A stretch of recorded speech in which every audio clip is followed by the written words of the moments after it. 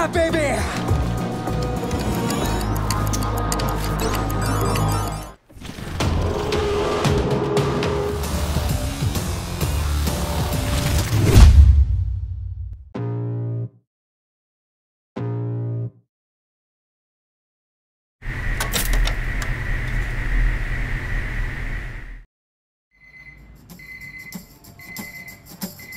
Pada hari Jumat pukul 10 malam terlihat seorang pria bernama Christian yang sekaligus pegawai kasino lagi bersiap-siap untuk pergi bekerja. Diketahui Christian udah bekerja 3 bulan lamanya menjadi seorang dealer di kasino itu, tapi tanpa diduga semua itu hanyalah akal-akalan Christian karena ternyata Christian adalah seorang pencuri handal yang bernama Michael. Richie's bad back hurt him. Michael sengaja memalsukan identitasnya karena dia berniat meraup keuntungan besar di kasino tersebut. Setelah sekian lama menunggu sembari diam-diam mencari celah di kasino itu, Michael pun memulai aksinya.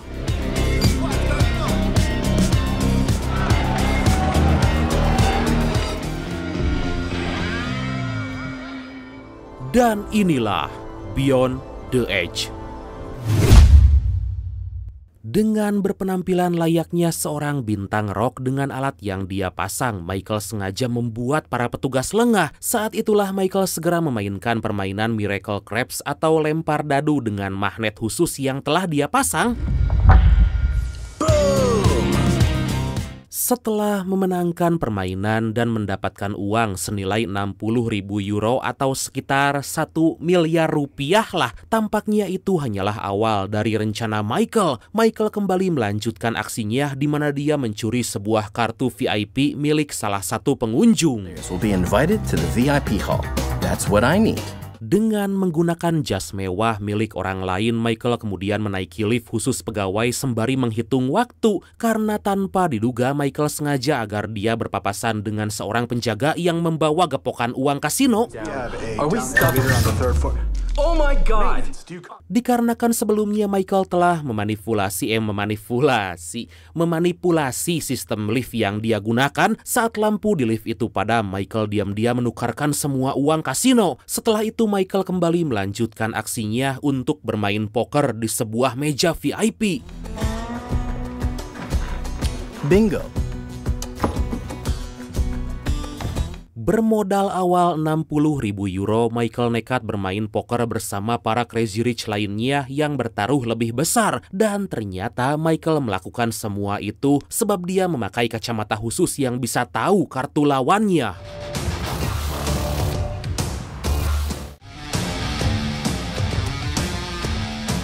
Permainan demi permainan pun Michael menangkan hingga Michael mendapat keuntungan yang sangat besar. Di tengah jalannya permainan, tiba-tiba datang seorang pria bernama Alex yang ikut dalam permainan. Dengan datangnya Alex, Michael mulai melancarkan aksinya kembali berniat meraup keuntungan yang lebih besar. Merasa pede dengan kartu yang dia pegang, Michael pun tanpa basa-basi langsung all in. Gak tanggung-tanggung, dia all in senilai 1,2 juta euro atau sekitar 21 miliar rupiah. Wow! All in. Melihat hal itu, meski chip yang dia punya lebih sedikit dari Michael, Alex juga ikut meng-all-in chips yang dia punya. Tampaknya aksi mereka berdua itu pun membuat salah satu Crazy Rich di sana panas dan ikut dalam permainan. Saat semua kartu dibuka secara mengejutkan, Michael tampak heran karena Alex lah yang menang dalam permainan itu. Saat Michael mengecek kembali kartu yang dia punya, ternyata kartu Michael sebelumnya telah dimanipulasi oleh Alex.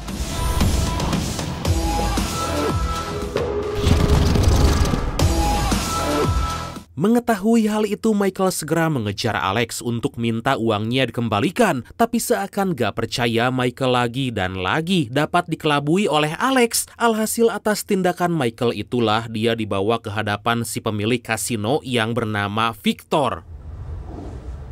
I am the owner of this casino. Pada kesempatan itu, Victor yang tahu bahwa Michael bermain licik minta semua uangnya agar dikembalikan. Michael yang tahu itu semua merupakan teknik dari Victor pun menjawab kalau Alex orang suruhan Victor lah yang telah mengambil semua uangnya. You're going to give me back all of that money.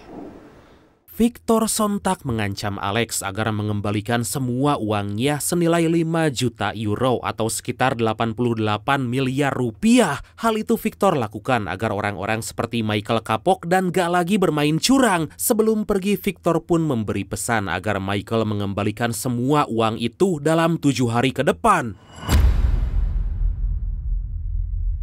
Singkat cerita, untuk mencari jalan keluar atas masalah yang dia hadapi, Michael pergi ke suatu kasino yang letaknya sangat jauh dari keramaian. Kasino itu dimiliki oleh sahabat kecil Michael yang bernama Leo. Melihat sebuah jimat berbentuk mata angin yang sama persis seperti tato yang dimiliki Alex, Michael pun sontak menanyakan arti dari simbol itu pada Leo. Stay right here. Setelah bercerita panjang lebar kalau kartu Michael berhasil dimanipulasi oleh Alex, Leo pun berkata bahwa Alex bukanlah orang sembarangan. Menurut para peramal atau pratiksi sihir, ada beberapa orang yang terlahir dengan bakat tertentu. Orang-orang itu dapat memanipulasi pikiran seseorang dan seakan-akan mereka berada di suatu ruangan. Atas hal itulah Leo menyuruh Michael membaca buku yang dia bawa agar Michael bisa tahu bahwa benar-benar ada orang seperti itu. Di sisi lain, ternyata Alex bukanlah kaki tangan dari Victor, melainkan seorang pria yang juga punya kekuatan khusus bernama Gordon. Setelah mendapat uang senilai 5 juta euro yang dibawa Victor, Alex menunjukkan sebuah jimat seperti kompas atau tepatnya UFO yang bisa membawa orang normal keluar masuk dalam pikiran orang lain.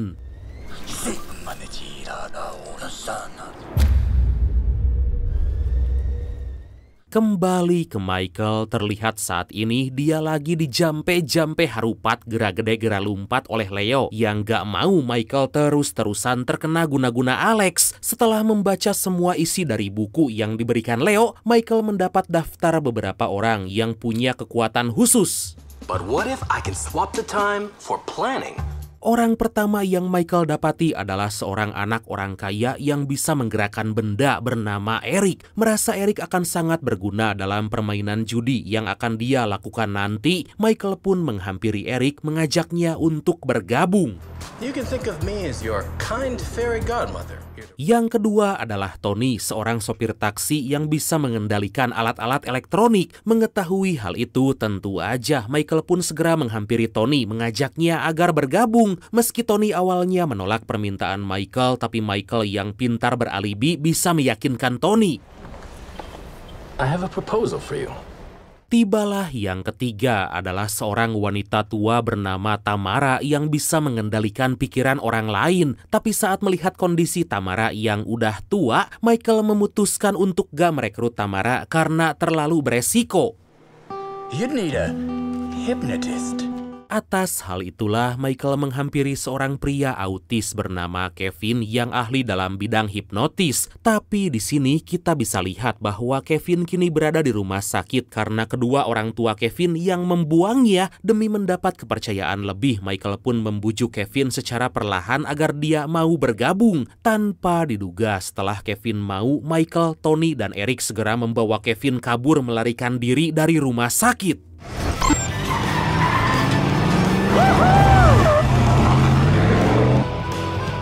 Singkat cerita, 5 hari tersisa terlihat Michael berhasil membawa Tony, Eric, dan Kevin ke hadapan Leo. Di hadapan mereka semua, Michael menjelaskan rencana yang akan mereka lakukan dan menyuruh Tony, Eric, dan Kevin agar bekerja sama. Craps. Some players take turns rolling the dice, while others... Untuk mengetes kemampuan mereka bertiga, Michael terlebih dulu mensimulasikan permainan lempar dadu agar digerakkan oleh Eric agar dadu itu mendapat angka yang sama dengan apa yang dia pasang. Dan secara mengejutkan, dengan hanya 1 kali percobaan aja, Eric bisa melakukan semua itu. Let's simulate a real casino. Demi meyakinkan Eric, Tony, dan Kevin, Michael menyuruh mereka agar bermain di kasino Leo dengan sedikit serius. Kali ini melihat teman Leo yang bernama Villain gak mau bermain judai, Michael menyuruh Kevin menghipnotis Villain agar mau bermain judi bersama mereka. Okay. Let's play. Tanpa disangka hanya satu kali tatapan aja Kevin bisa membuat Villain mau bermain judi. Agar tindakan Kevin gak diketahui, Michael menyuruh Tony diam-diam untuk menggerakkan kamera pengawas ke arah lain. Permainan pun mulai mereka lakukan dengan lebih serius, tapi di sini dealer berkata jika dia melihat hal aneh, dealer biasanya memanggil keamanan. Agar hal itu gak terjadi, Kevin pun mencoba untuk menghipnotis si dealer. Place your bets. Setelah memastikan mereka semua baik-baik aja, Michael mencoba meninggalkan mereka memantau dari kamera pengawas. Gak lama dari itu entah bagaimana, Villain dan si dealer yang terhipnotis oleh Kevin malah kehilangan kendali. Alhasil simulasi mereka pun gagal total karena Kevin, Tony, dan Eric masih belum bisa bekerja sama dengan baik. Singkat cerita, setelah membereskan semua kekacauan, Michael merasa dia butuh Tamara untuk mengendalikan mereka semua. Atas hal itu, Michael segera pergi menemui Tamara di tempat tinggalnya.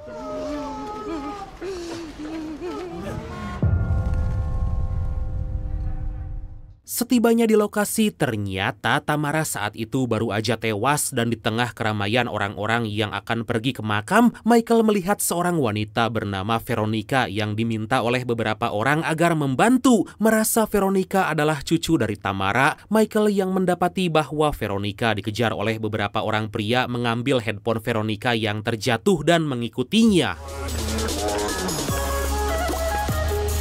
Dirasa situasi udah aman, Michael kemudian menghampiri Veronica dan menyerahkan handphone miliknya. Saat Michael terus-menerus mengajak Veronica agar bergabung bersama kelompoknya, secara gak diduga Veronica yang punya kekuatan seperti Tamara berhasil membaca isi pikiran dari Michael. Gak lama dari itu muncul beberapa orang tadi yang pantang menyerah berniat untuk menangkap Veronica.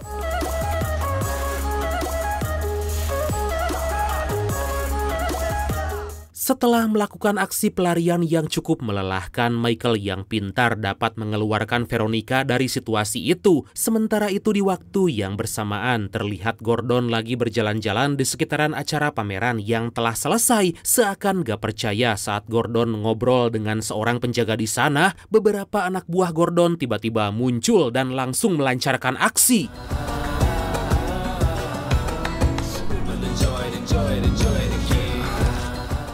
Gordon bisa membuat para penjaga lengah saat salah satu kelompoknya berhasil menghipnotis pelukis di sana. Setelah si pelukis itu selesai dengan lukisannya, salah satu penjaga yang terhipnotis menukarkan lukisan tersebut dengan yang palsu. Hanya butuh 5 menit aja, Gordon akhirnya bisa mencuri lukisan asli yang bernilai jutaan dolar.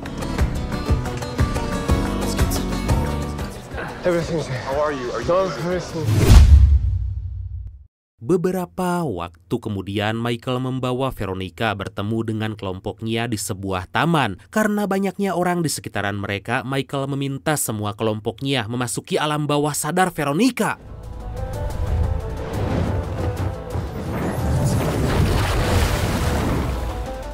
Setelah semuanya terhubung, Michael meminta Veronica untuk menyuruh Eric membunyikan lonceng yang ada di hadapan mereka. Berhasil membunyikan lonceng, Michael meminta Veronica agar menyuruh Kevin menghipnotis 2 orang pejalan kaki agar berteriak minta tolong.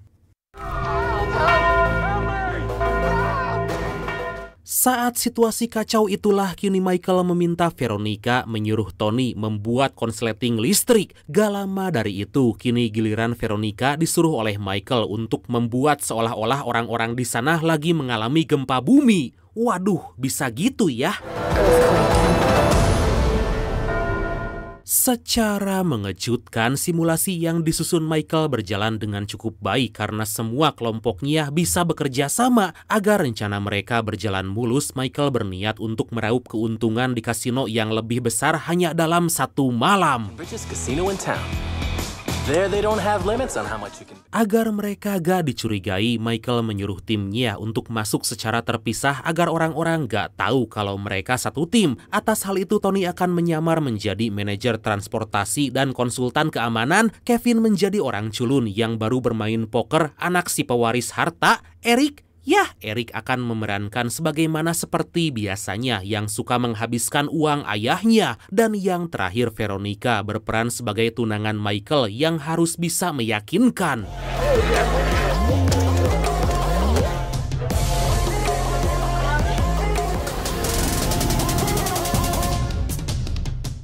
Singkat cerita, malam itu juga Michael dan kelompoknya pergi ke kasino memulai aksi mereka masing-masing. Setelah terhubung dan saling terkoneksi satu sama lain di alam bawah sadar Veronica, Michael ikut join bermain taruhan roulette dengan Eric yang terlebih dulu duduk di meja taruhan.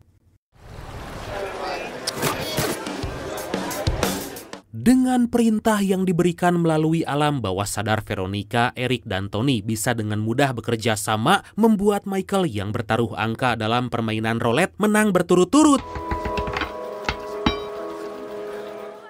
Setelah mendapat keuntungan 512.000 euro atau sekitar 9 miliar rupiah, Michael dan Veronica ikut bermain bersama Kevin dalam permainan poker. Di situ lagi dan lagi atas kerjasama yang baik, Michael bisa dengan mudah memenangkan permainan. Woo! Let's rock, baby. Tanpa diduga, Eric dan Tony yang terbawa suasana malah memanfaatkan momen mencari keuntungan dari kemampuan mereka masing-masing. Meskipun sempat diperingati Michael dan Veronica, Tony dan Eric tetap kekeh memainkan permainan itu hingga security keamanan membawa mereka berdua. I said come with me. Hey, what's wrong? Hey, what's wrong? Hey, let me get my money. Hey! Beruntung berkat bantuan dari Kevin, Eric, dan Tony dibawa ke hadapan Michael. Dalam lift, Michael pun berterus terang jika mereka ingin keluar dalam keadaan selamat. Michael menyuruh mereka berdua menuruti perintahnya karena Michael gak mau pihak kasino tahu dengan tindakan kelompoknya.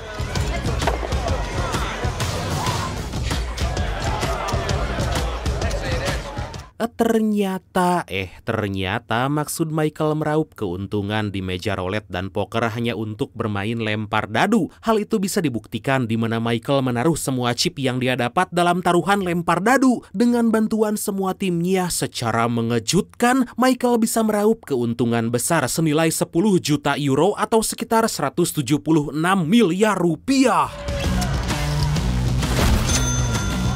Dengan hasil kemenangan serta kerjasama yang baik, Michael, Kevin, Eric, Tony, dan Veronica pun keluar dari kasino tanpa dicurigai sedikit pun. Hingga di tepian pantai, Michael dan kelompoknya pun merayakan hari keberhasilan mereka. Melihat Veronica malah merenung, Michael kemudian menghampiri wanita itu menanyakan apa yang sebenarnya terjadi. Ternyata sebelum kematian neneknya, beberapa orang mengejar Veronica hanya untuk meminta Veronica bekerja dengan mereka.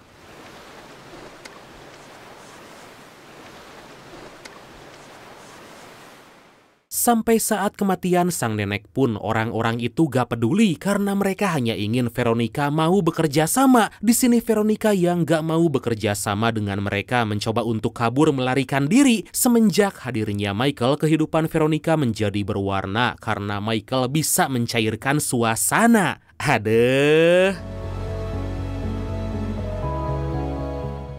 Di waktu yang sama, ternyata selama ini Gordon diam-diam menyuruh Alex memata-matai kegiatan Michael. Disitulah Gordon tahu Michael kini bekerja sama dengan orang-orang berkemampuan khusus sama seperti mereka.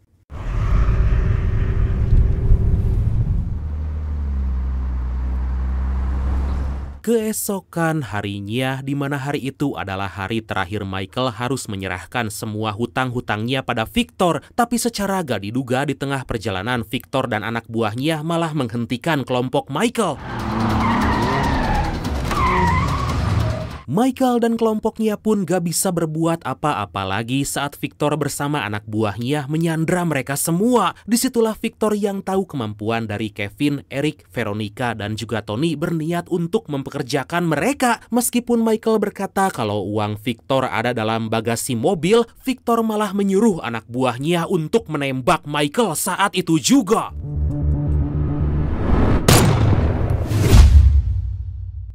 Sejak peristiwa itu, Tony, Kevin, Eric, dan Veronica tampak sangat bersedih karena gak bisa menyelamatkan Michael. Merasa bersalah dengan apa yang dialami Michael, Veronica nekat memanipulasi pikirannya sendiri.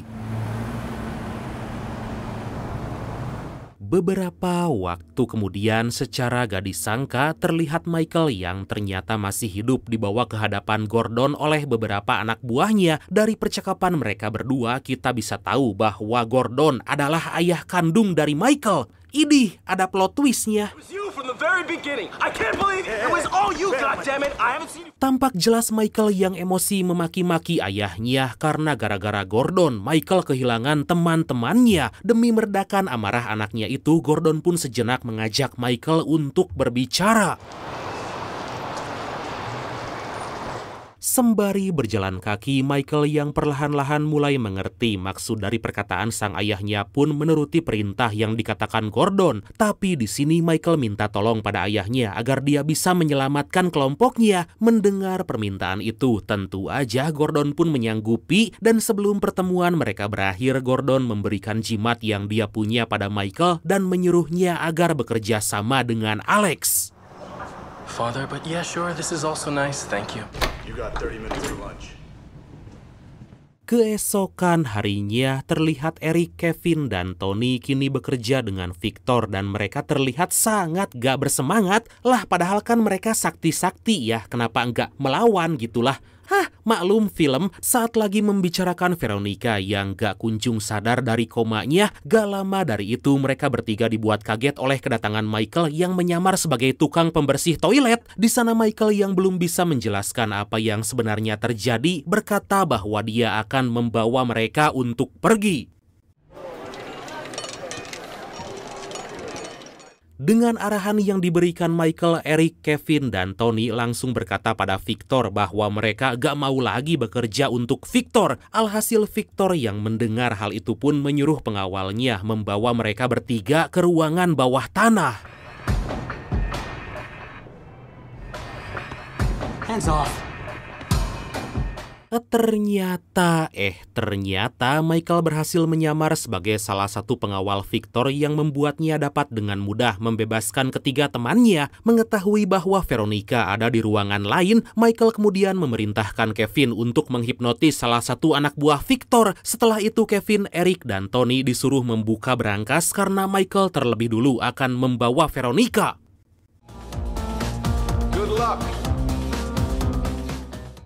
Setelah kepergian Michael, terlihat Eric sedikit kesulitan karena Tony hanya bisa mematikan beberapa laser aja. Demi menyelesaikan misi mereka, Eric harus mencari celah agar dia bisa melewati rintangan itu. Di waktu yang sama, atas kecerdikannya itu, Michael berhasil membawa Veronica dengan mudah dan segera menghampiri ketiga temannya. Tapi sangat disayangkan, baru aja Eric mencoba membuka kunci berangkas, berangkas tersebut langsung membunyikan alarm karena Eric salah dengan kata sandinya.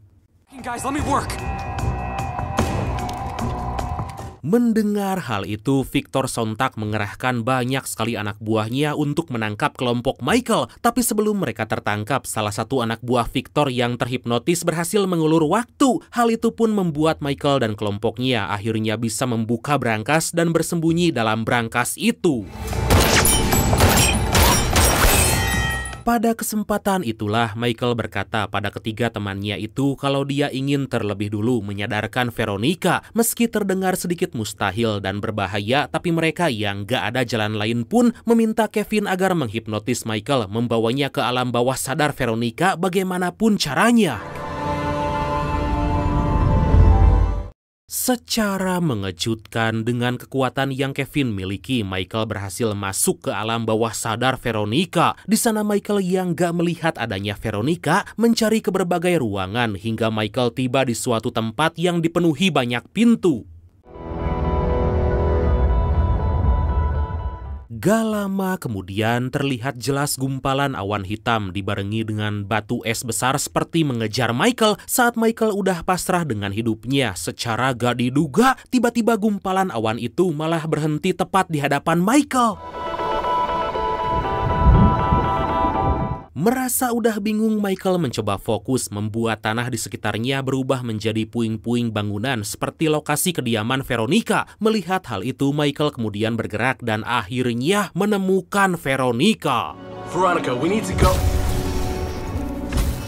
Sayangnya, Michael gak bisa mendekati Veronica yang lagi sedih karena menganggap Michael telah tewas. Meskipun seperti itu, dengan kekuatannya, Veronica bisa mendengar ucapan Michael.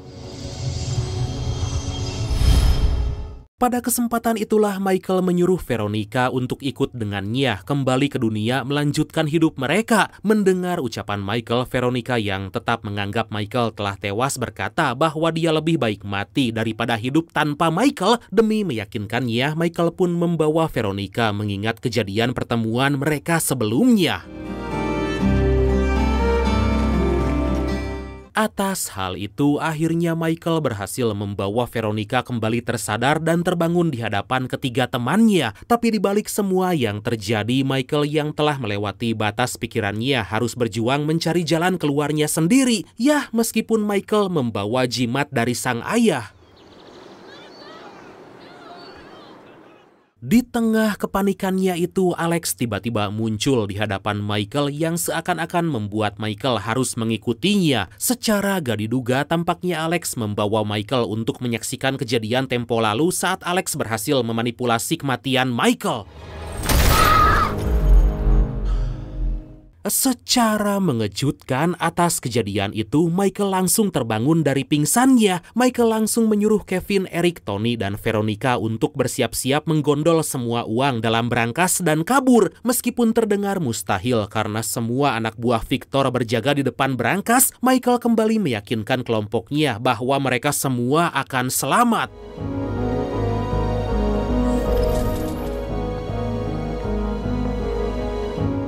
Akhirnya, atas bantuan Alex yang berhasil memanipulasi pikiran Victor dan kelompoknya, Michael, Tony, Kevin, Eric, dan Veronica bisa keluar dari brankas tanpa kesulitan. Hal itu pun membuat Kevin dan Tony sedikit heran, kok bisa-bisanya mereka keluar dengan tenang? Now, they're getting away, all of you. Singkat cerita, setibanya Michael dan kelompoknya di sebuah pesisir pantai, Michael menyerahkan semua uang yang mereka dapatkan pada Alex sebagai rasa terima kasih mereka. Melihat kemampuan dari kelompok Michael, Alex menyarankan mereka agar bergabung bersamanya ke dalam tim Gordon.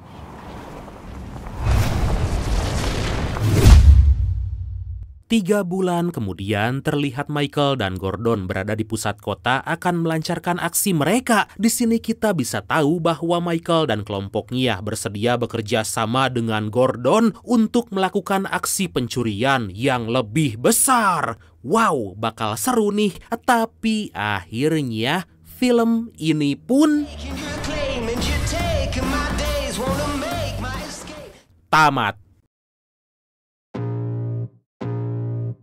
Tuh kan, yang punya kemampuan khusus aja kesulitan menghadapi bandar judi dan berjudi, apalagi kalian yang gak bisa apa-apa. Udahlah, jangan judi lagi ya, jangan depo, stop depo, oke? Mari kita hidup sehat dengan tidak bermain judi. Oke beradku, makasih banyak udah nonton sampai akhir. Seperti biasa, mohon maaf karena masih banyak kekurangan. Semoga kalian dan keluarga sehat selalu. Salam sukses, salam santuy, dan see you next time. Bye-bye.